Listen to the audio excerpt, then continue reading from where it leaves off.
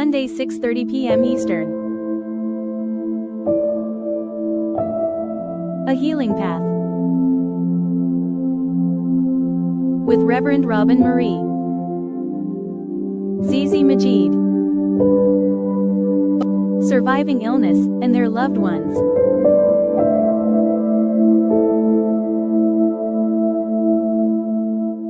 Special guests.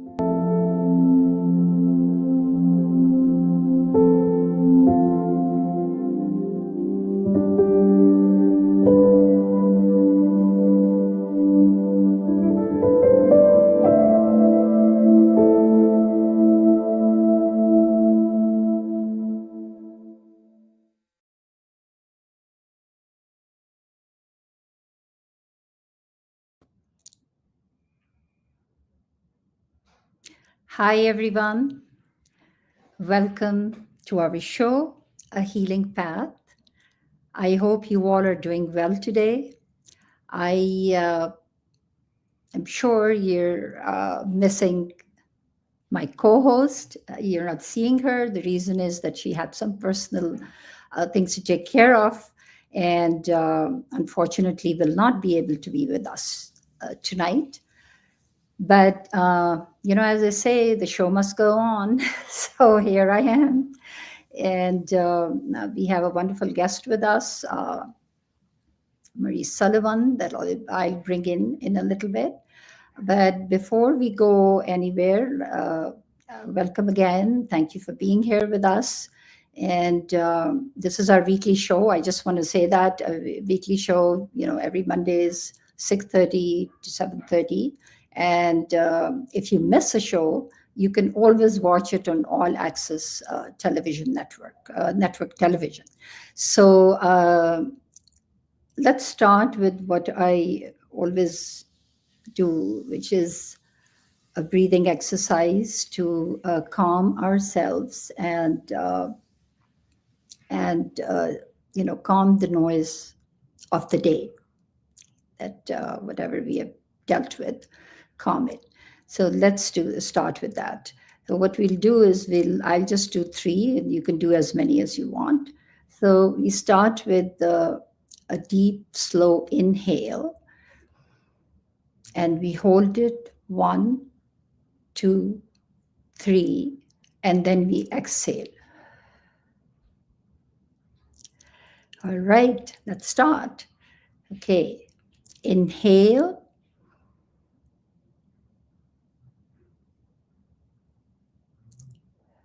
Exhale.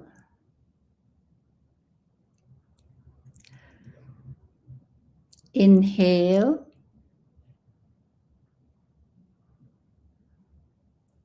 Exhale.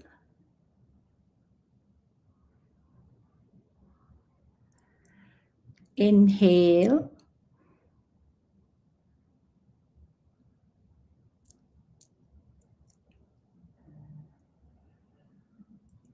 Exhale. All right, I'm ready. I hope you guys are ready as well. So our first guest, or our guest today, is Marie Sullivan. She is a cancer survivor, lung cancer survivor. She was diagnosed early in late 2024. And she is the president of the Women's Club of Paramus, the present president, and she's familiar with the role because she has been the past president. So I think let us bring her in. And hi, Marie, how are you doing? I'm well, thank you. Thank you for having me. Oh, so good to have you here, and so grateful for you to be here and share your story today. So I know you from the club, but I don't know you well because I'm a new member of the club as well. But I know that I've heard so many great things about you from a lot of different people. Oh, thank you. No, it is true, and I find that true because little that I know of you, I find you very warm and kind and endearing. I really love those qualities. And I, hoping we learn a little more about you, me as well today. So why don't you tell us, again, who you are, what you do, and your, uh, this your diagnosis late 2024, and then what went happened after that. Well, late December, after the holidays, I was cleaning dishes in the sink, and I lifted a very heavy cast iron pan, and I pulled a muscle very badly in my back. And I it started to get worse, and I started to become a little concerned when, after an hour, 2 hours, 3 hours, I couldn't sit, I couldn't lay down, I was in terrific pain.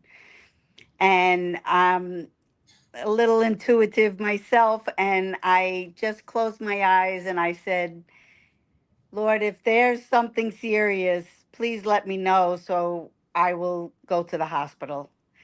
And overwhelming came about around me, go to the hospital.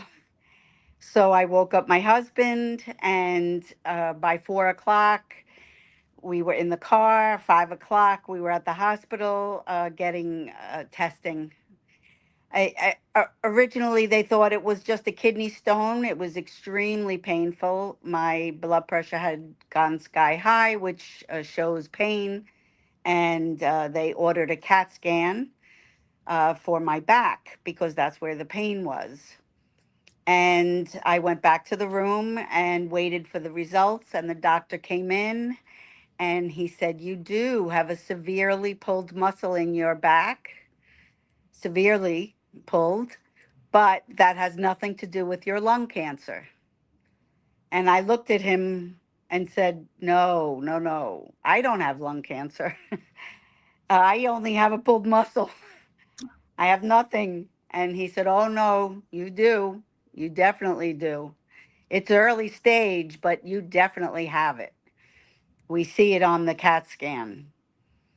And of course, your life changes in a minute, 1 minute. In a second. Yeah.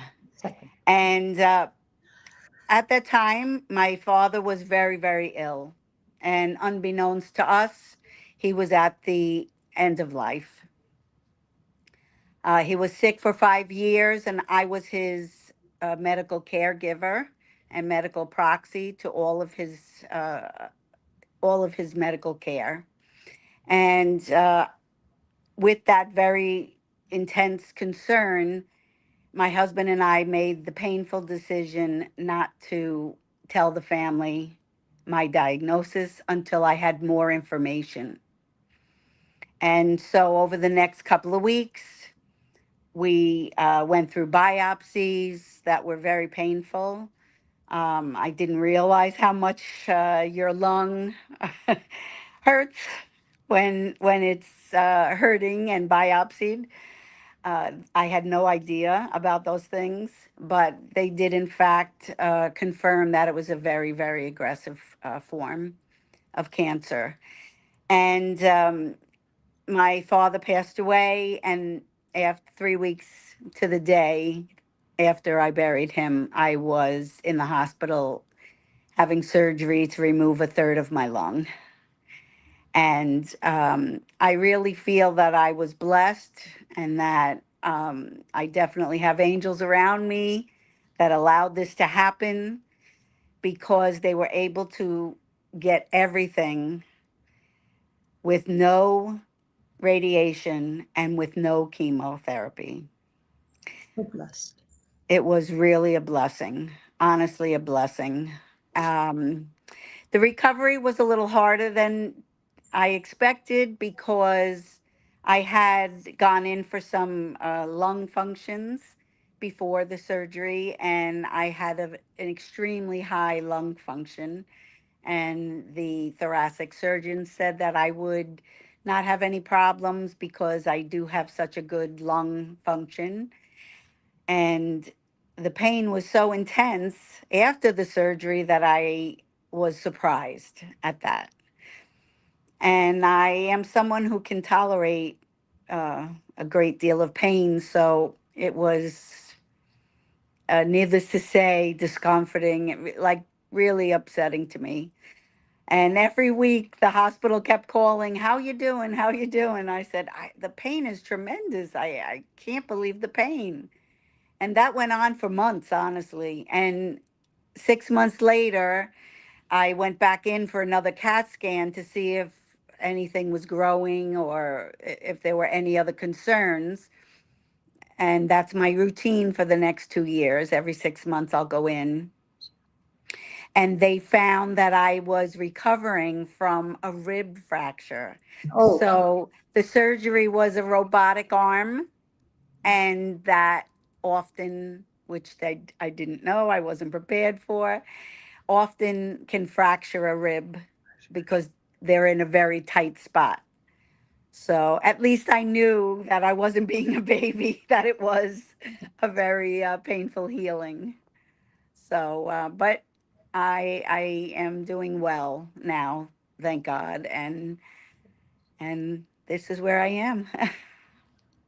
so thank you so much for sharing.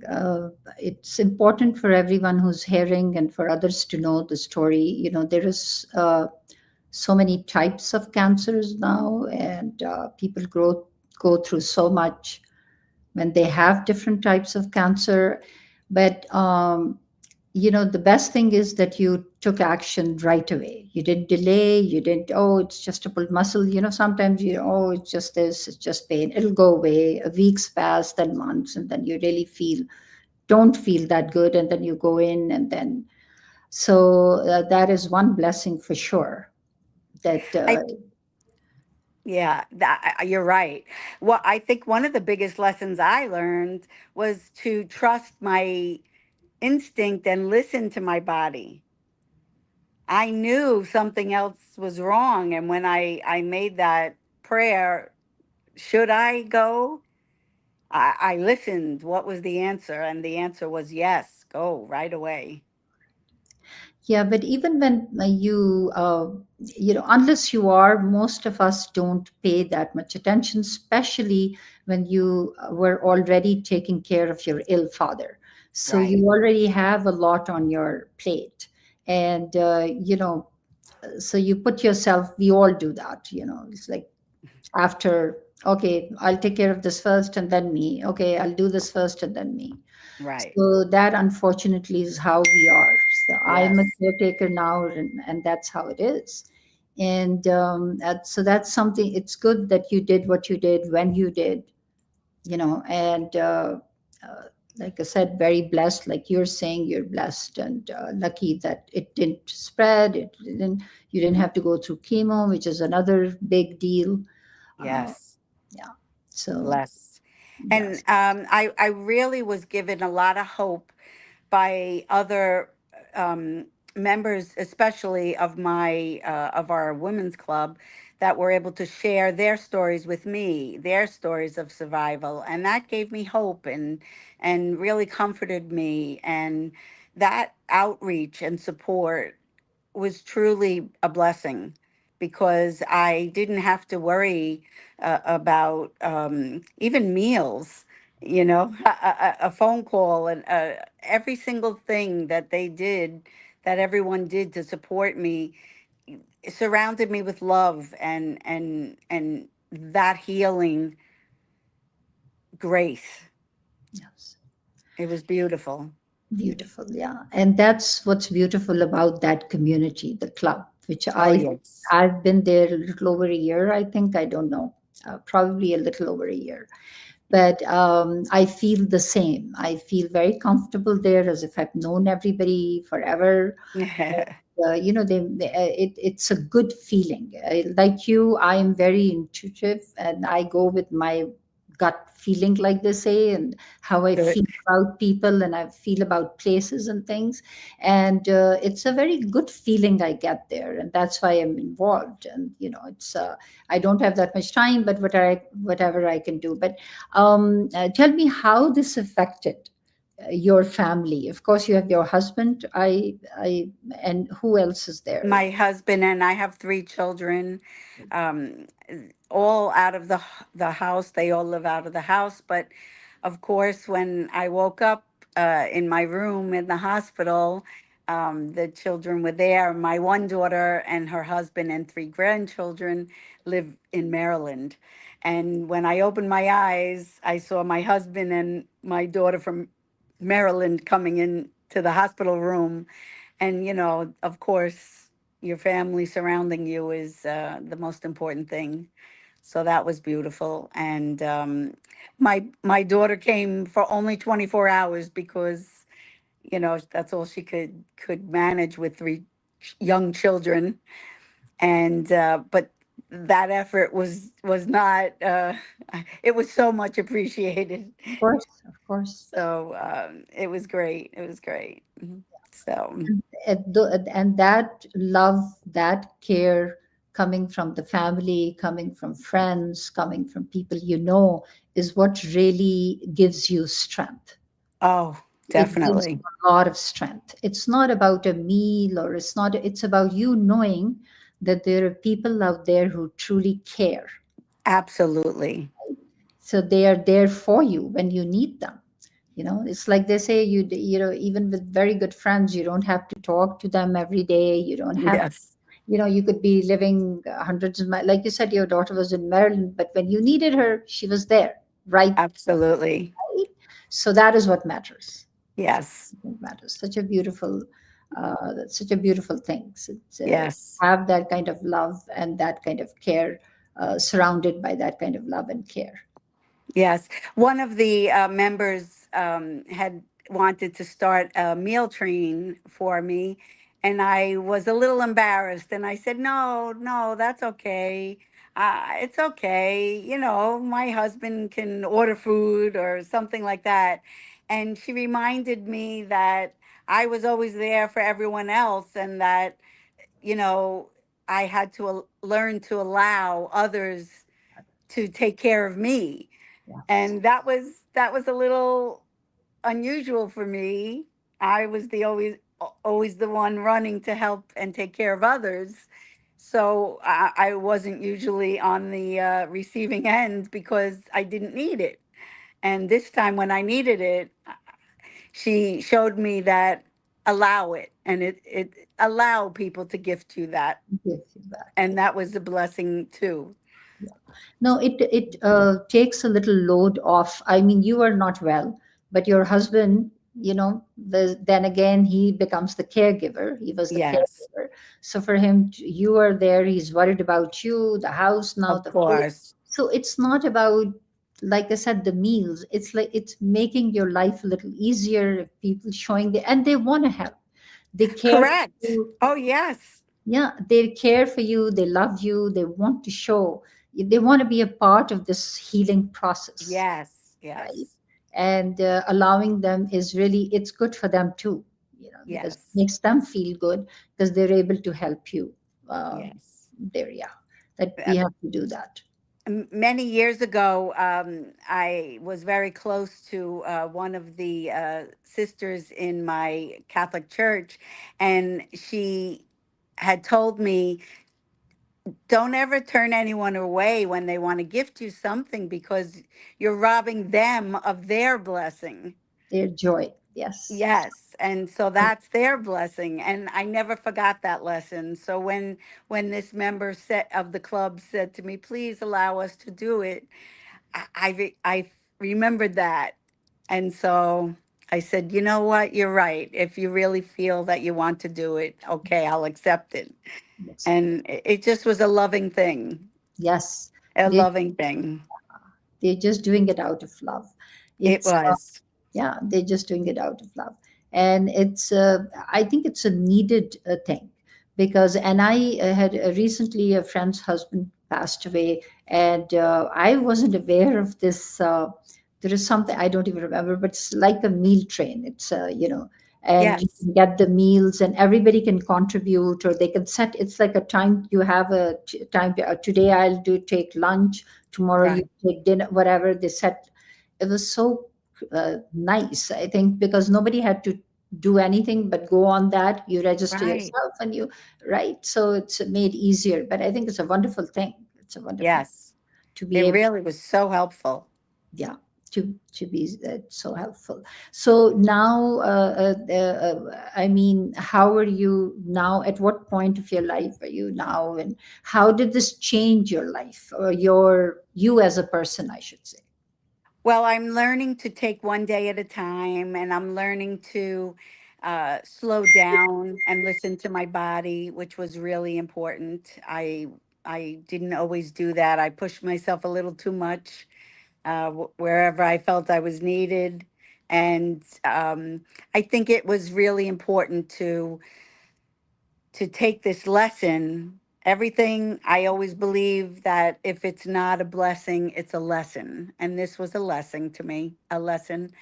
And so for things with the club, I just decided, yes, I can do it, but I I have to be mindful of when I'm tired or when I have to say no. Those things are very important. And so those are all lessons for me. Yes. And that's a really great point, because, in life, when we are faced with difficulties or challenges or trauma or whatever, we really have to think of it as a lesson. It's taking us somewhere, it's teaching us something, something I believe good will come out of it, because, sometimes you need that. It's not easy when you are there, but sometimes you need that shaking up, that jolt, that, to take you wherever, or to be whoever you are, or something, I don't know, something good.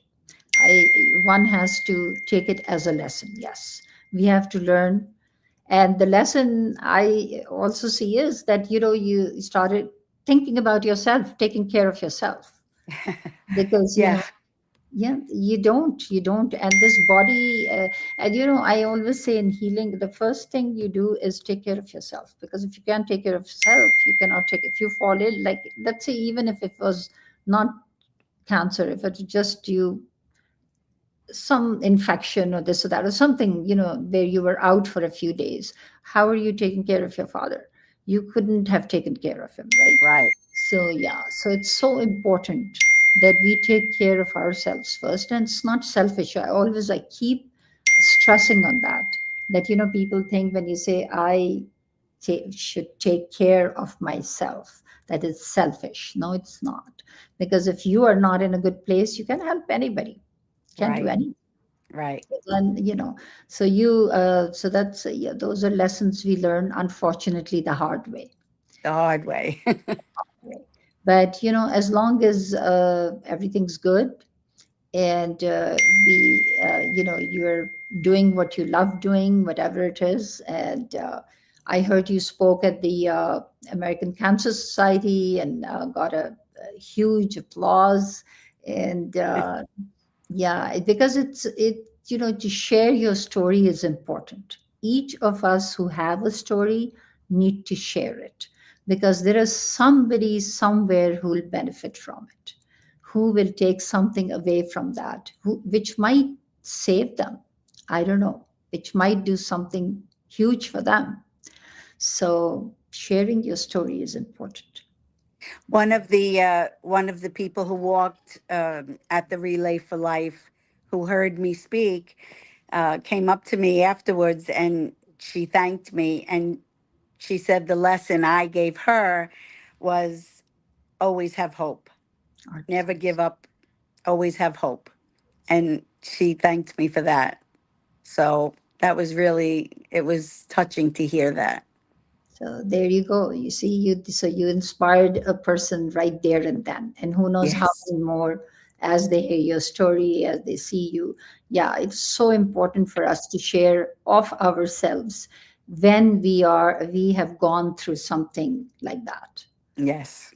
Just it's not about us anymore. It's about helping others, and it's about getting the story out, so maybe somebody else can benefit from it. So important.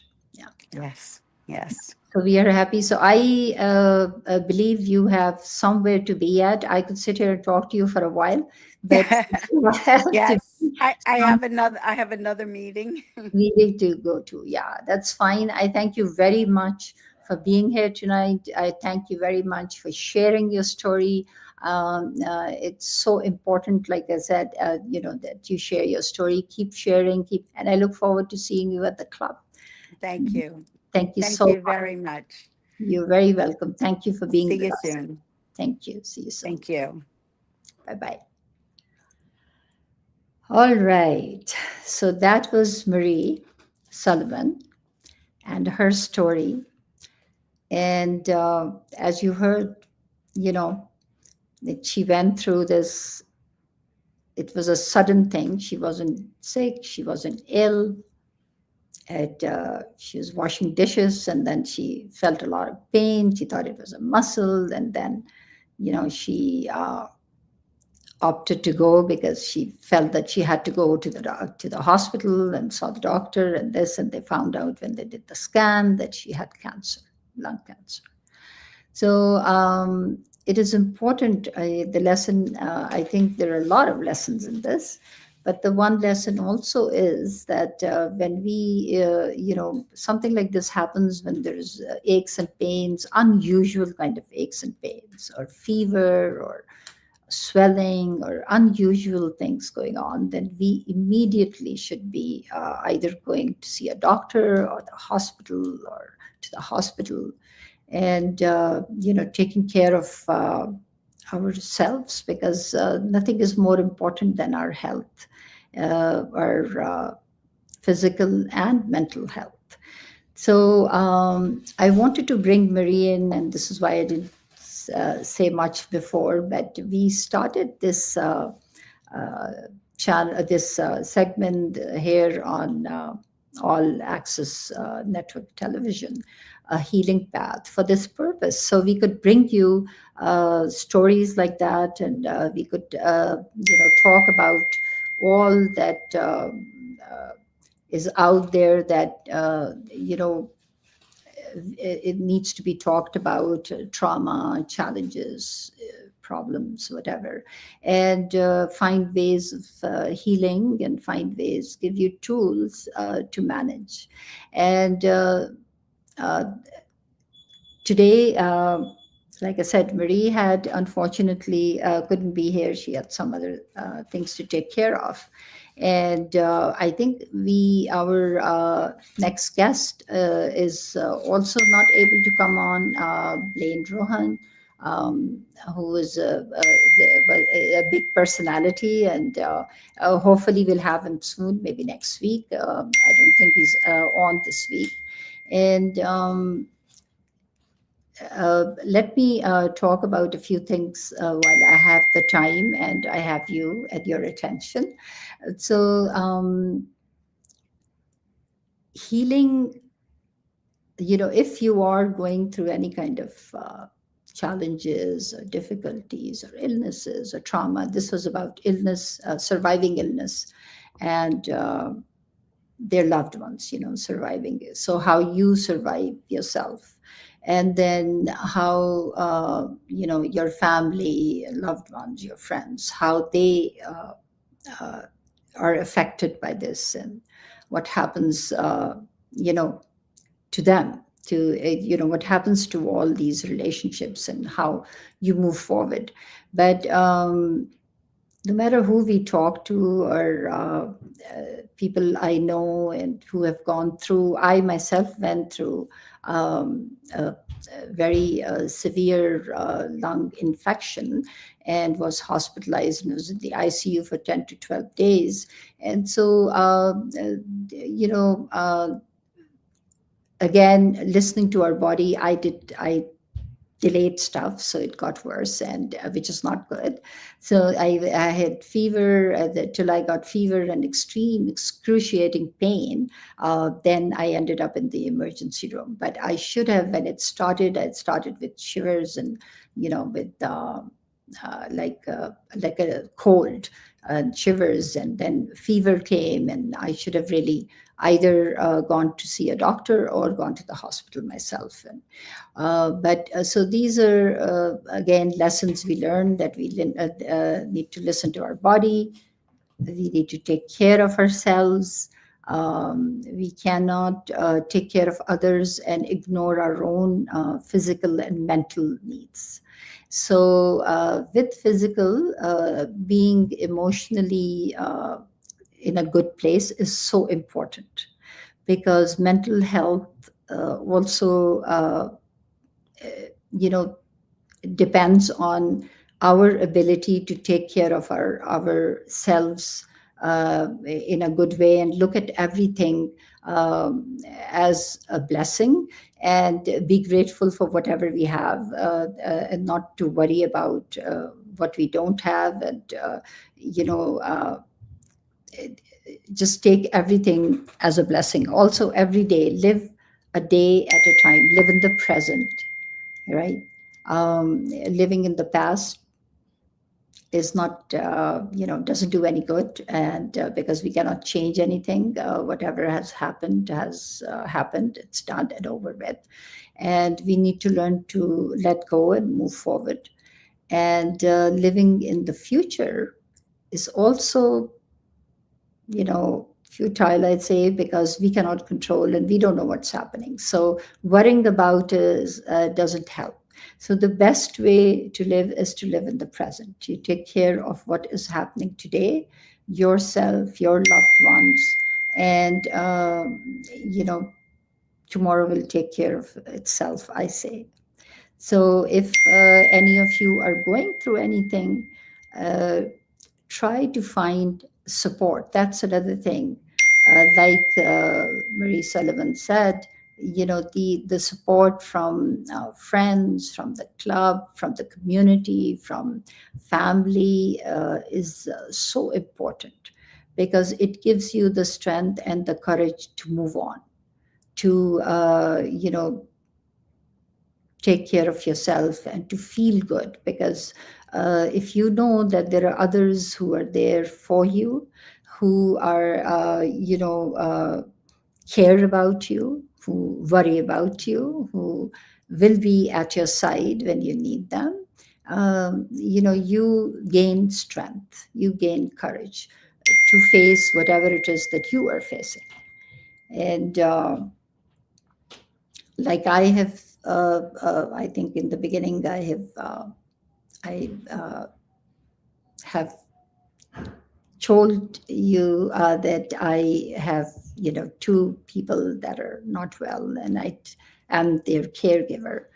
And so certain days are very tough. I'm not going to sit here and lie and say that everything's good all the time. No, it's not. And there are days that are not good. But then there are days that are very good, because I have learned, and this is what you have to do. You have to learn to, whether you do it on your own or you seek professional help, you have to learn to center yourself, ground yourself, and to look at things in a positive way. Because what you can't change, you cannot control, you cannot worry about. That's there. That's not going to go away. So we need to learn how to try to move forward by taking care of ourselves in that way. And last time, when we had the first part, the first segment of this show, I spoke about the 333 rule, which is, when you are not in a good place, you sit down. Like I'm sitting down, you sit down, you know, think it's see, hear, and touch. So you look around you and you find three objects: one object, two objects, and three. So first, second, and third. And you look at them, you take them in, whatever, concentrate on the object. Then hear. So hearing, you close your eyes and you listen, sit quietly and listen to some distinct sounds that you hear. So the first sound, second sound, the third sound. Once you're done with that, so this is now taking time, right? So as you go from one process to the other, it takes time. And it's without you knowing or doing anything, it is calming you and it is centering you. And then the third one would be the touch and feel. So you touch something and you feel it, soft, hard, warm, cold, whatever, three things. So this is how, there are so many different methods of doing that. And I say, this is one of them. And then the breathing exercise we did in the beginning, please try to do that every day, morning, afternoon, night, or every hour, whenever you need it, or whenever you need it, just sit there for a few minutes. It doesn't have to be for an hour, half hour, 20, 30 minutes. No, just a few minutes. Breathe in, inhale, hold, exhale, right? And you will see how it changes. And with that, go for a walk. I love nature. It's raining out today, so a walk will be little difficult for me. But if you're somewhere where it's nice and go out and you feel like you're too, kind of things are getting to you, just go out for a little bit. Just walk in nature. Nature heals, nature nurtures you, nature is good for you. And then music. I love music.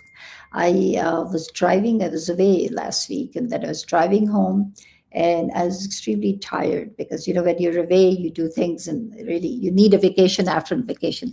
It wasn't really a vacation. We were there for a graduation, but so I was driving, and this one song that I like, I put it on, and it just listening to the song, just I felt good. It's upbeat and nice, and it made me feel good. And I kept listening to it till I really felt good deep inside. That, and these are the things that you could do for yourself. Watch a movie or watch a show, or go out with a friend if there is somebody that you feel she should see. Just go out. And the biggest thing I want to tell you is really that helps me is to reach out and help someone else. When you are not in a good place, when you don't feel you're hurting, think about somebody else who is not doing as well, or who's not doing well, or who's even in a worse place than you are, and reach out to them and do something for them. And instantly, I'm telling you, instantly, it'll make you feel better. Because if you hear them, the gratitude in their voice, the hope in their voice, the hope you give them, the care you show, the love you give them, gives them hope, and you hear it in their voice, and you see it. If you see them, you'll see it. And that is something that really heals me in a second, makes me feel good in a second, when I reach out and touch someone else. So these are the things. And today I think we'll have to cut short. Unfortunately, I'm so sorry, because our other guest is not coming on, I'm being told, and then missing our co-host, Reverend Robin Marie, but she will be back next Monday, and we will be back. So I think we were going to have a discussion on gratitude, but whatever it is, it will the all access network, television will be putting it on, and then once we know what it is, you can go on there and see, or I'll be sending links to people that I know and the groups that I am in. And you know, we hope to see you Monday at 6:30, and hopefully you guys have a great week, and stay positive, stay centered, take care of yourselves. Till we meet again, I'll say goodbye now. Thank you so much. Bye bye.